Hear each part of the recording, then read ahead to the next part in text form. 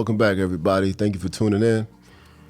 This is the second element of the imaginary world we create.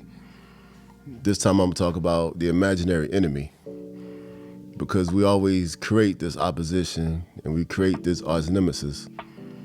And sometimes it doesn't exist. The greatest enemy is yourself, really. And every now and then, there's somebody that might be in your life that don't like you, but that's evident.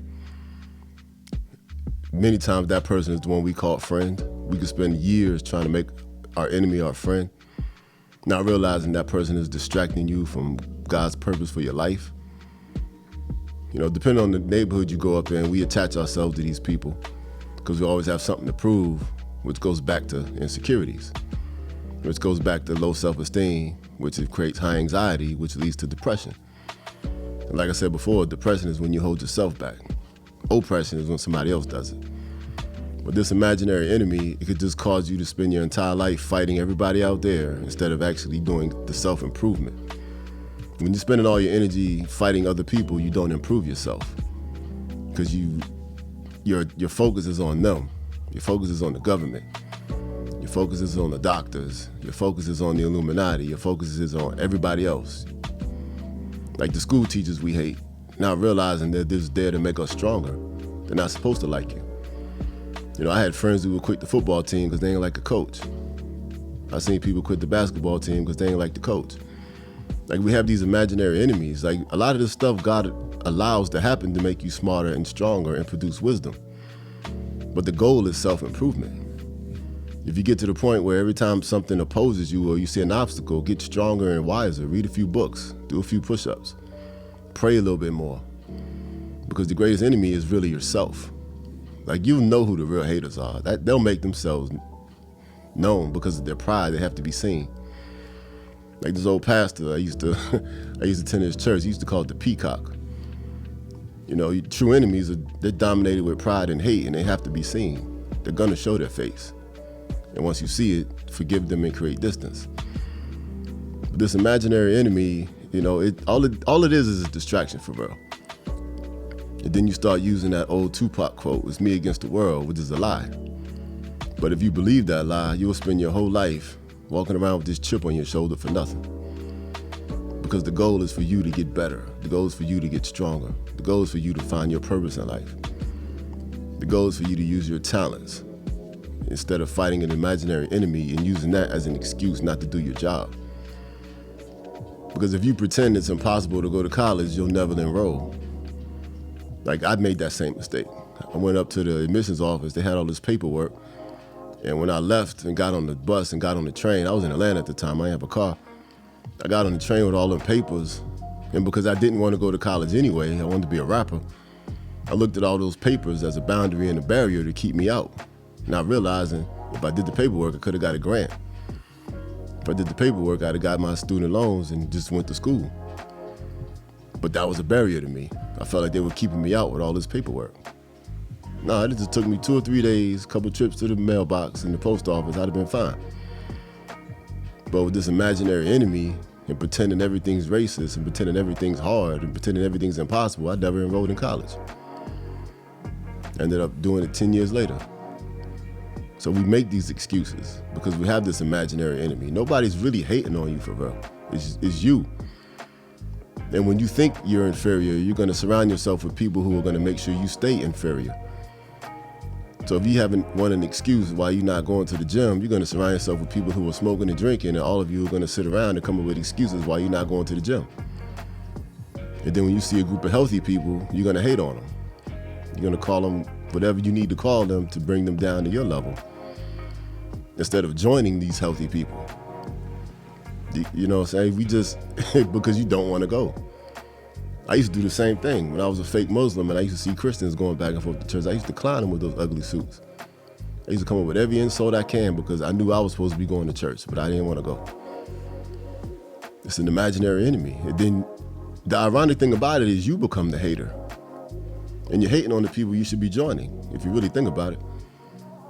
When you see doctors and lawyers and judges and accountants, and when you see all these professional engineers and all these people doing good, you automatically want to find a way to hate on them and be jealous, because that's what you're supposed to be doing. Then we have to create an enemy to justify why we're not on that level. Well, I didn't make it because I had a baby. I didn't make it because I didn't have a father. I didn't make it because my mom used to drink. You come up with all these excuses. But if you actually go talk to those successful people, their parents were trash too. And I know some of these successful people. And when I hear about where they came from, their lives were worse than mine. But they're doing twice as good as me now. So what is the real excuse? The real excuse is you don't want it. So we have to create this imaginary enemy of why I can't get there. Now, realizing all those tests and obstacles early in life were there to make you stronger and better. All of that stuff was there to make you stronger and better. And that doesn't mean God did it on purpose either. But because God is with you and he promised to assist you and he promised to cover you, you can overcome it if you want to. But you have to want to. And as soon as you realize you want to do it and you run out of excuses, you stop becoming your own enemy. And then you become your own friend. And then you surround yourself with real people and real friends instead of surrounding yourself with people who allow you to be inferior. Because when I was addicted to alcohol, all my friends were drinking. When I decided I didn't want to drink anymore, I stopped hanging around people that drink. Because once the program is set, I'm a loser. You have to surround yourself with losers to stay comfortable at that position. And unfortunately, because you're fighting your own spirit to lose, you're killing that inspiration God gave you, now you're depressed. And I said this before, I'm gonna say it again. Depression is when you hold yourself down. Oppression is when somebody else does it. So now we have to create an enemy to pretend we're being oppressed. It's not reality. That's an imaginary world. It's an imaginary enemy. And we create that because we need an excuse. Now, as far as the real enemies, there are times where God will allow you to be tested. And you can ask men who join the military, they have to deal with that drill sergeant because you have to learn discipline. And then you have to learn your own breaking point. But you don't run out of the army because the drill sergeant's yelling at you.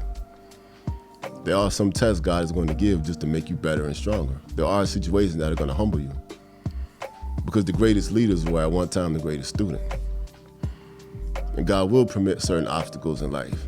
Like nothing good is free. If you want to go to the NBA, you got to compete for that job. If you want to go to the NFL, you have to lift those weights.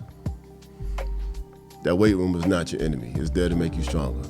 That strength and conditioning coach that tells you to run up and down that hill 17 times, he's not your enemy. He's there to make you stronger. So there are those tests and obstacles that God allows to make you stronger. But everything and everyone is not an enemy. Usually we generate these enemies just to prove our point.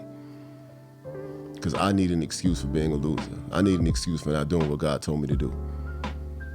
Just like there are women who say, I didn't go to college and I didn't start that business because I had a child when I was 17, 18 years old. Well, I meet women all the time who had children at 14 and 15 and they own 2 companies because the child actually motivated her to do better. She didn't view that unplanned pregnancy as an enemy or a showstopper. It motivated her to work harder. So what these pressure points do is reveal the real you. It reveals your character. And the truth is, sometimes you just don't want it. Because when I did eventually go to college, I had a wife, 3 kids. I started a little side business, and I was working full-time, and I was coaching football. So going to college at 28 was 10 times harder as it would have been if I went at 18. Because at 18, I ain't had no kids. I ain't had no rent. I ain't have any bills. So if I went to college at 18, it actually would have been easier.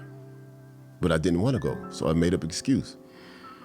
But at 28, when I did want to go, I had 3 kids, a wife, rent, full-time job, and I was coaching football. And I went to college, and I got my master's degree. So there really are no excuses. And 90% of our enemies are imaginary.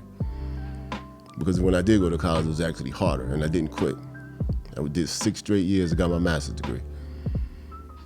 So you can't do it if you really want to. And God is really a good God. And all these tests and all this stuff is going to increase your wisdom. It's going to produce courage when you overcome the enemy, which is yourself. And then you're going to see God's favor as you continue to grow and go through these tests and go through these obstacles. And God's going to give you favor, wisdom, fill you with his spirit so you can overcome yourself. because the truth is we are our own greatest enemy. Peace.